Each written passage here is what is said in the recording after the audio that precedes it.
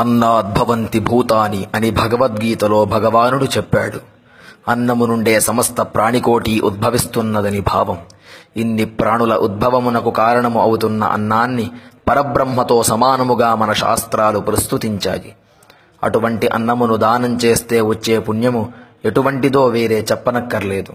దానాల్లోకెల్లా అన్నదానం మిన్న అని సనాతన ధర్మం చెబుతున్నది. ఇక్కడ అన్నం అంటే కేవలం బియ్యాన్ని ఉడికించినదే కాదు, మనం ఏదైతే తింటున్నామో దానికే అన్నమని పేరు. ఆ అన్నం పరబ్రహ్మస్వరూపమని, అన్నాన్ని వృధా చేయరాదని, అన్నాన్ని నిందించరాదని వేదం చెబుతున్నది. ఒక్కరోజు పెట్టిన ఫలహారమే రెండవ రోజు మళ్లీ చేస్తే రోజూ ఇదేనా అని చిరాకు పడే పిల్లల్ని మనం చూస్తూనే ఉన్నాం. కానీ ఆ ఫలహారమే వారానికి ఒకసారి తిన్నా చాలనుకునే కుటుంబాలు లక్షల్లో ఉన్నాయి. అన్నం విలువ తెలియని వారు భవనాల్లోనూ, అన్నం గురించి ప్రాధేయపడేవారు మురికివాడల్లోనూ కనిపిస్తారు. రుచి బాగా లేదని అన్నాన్ని పారవేసేవారు యావత్ ప్రపంచంలో 90 కోట్ల మంది ఒక్క పూట తిండితోనే సరిపెడుతున్నారని గుర్తుంచుకోండి. అటువంటి అన్నం యొక్క పవిత్రతను చాటి చెప్పేవే ఈ మంత్రాలు.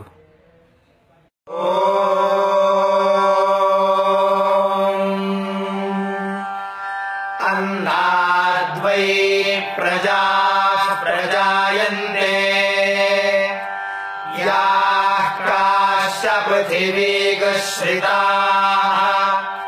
అథో అన్నేనైవ జీవంతి అథైనదపి యంత్యంతతః అన్నగుం హి భూతానాం జ్యేష్ఠం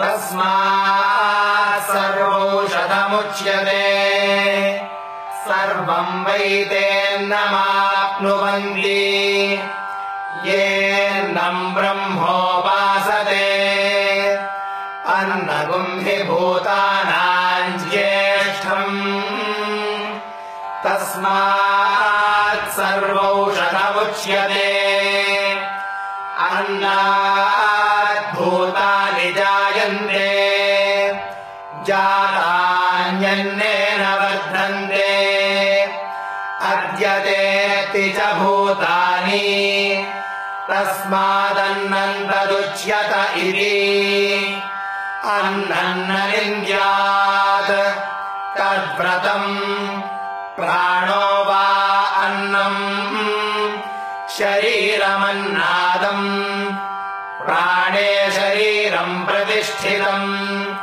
శరీరే ప్రాణః ప్రతిష్ఠితః తదేతదన్నమన్నే ప్రతిష్ఠితం స య ఏతదన్నమన్నే ప్రతిష్ఠితం వేద ప్రతిష్ఠతి అన్నవానన్నాదో భవతి మహాన్ భవతి ప్రజయా పశుభిర్బ్రహ్మవర్చసేన మహాన్ కీర్త్యా అన్నన్న పరిరక్షీత తద్వ్రతం ఆపో వా అన్నం జ్యోతిరన్నాదం అప్సు జ్యోతిః ప్రతిష్ఠితం జ్యోతిష్యాపః ప్రతిష్ఠితాః తదేతదన్నమన్నే ప్రతిష్ఠితం స య ఏతదన్నమన్నే ప్రతిష్ఠితం వేద ప్రతిష్ఠతి అన్నవానన్నాదో భవతి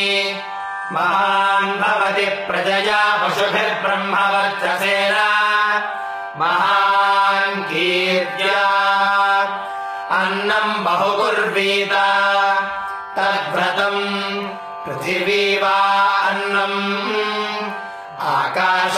ఆకాశోన్నాదః పృథివ్యామాకాశః ప్రతిష్ఠితః ఆకాశే పృథివీ ప్రతిష్ఠితా తదేతదన్నమన్నే ప్రతిష్ఠితం స య ఏతదన్నమన్నే ప్రతిష్ఠితం వేద ప్రతిష్ఠతి అన్నవానన్నాదో భవతి మహాన్ భవతి ప్రజయా పశుభిర్బ్రహ్మవర్చసేన మహాన్ కీర్త్యా న కంచన వసతో ప్రత్యాచక్షీల తద్వ్రతం తస్మాద్యయా గయా చ విధయా మహ్మన్నం ప్రాప్నుయాత్ అరాధ్యస్మా అన్నవిత్యాచక్షతే एतद्वै मुखतोऽन्नगुं राद्धम् मुखतोऽस्मान्नगुं राध्यते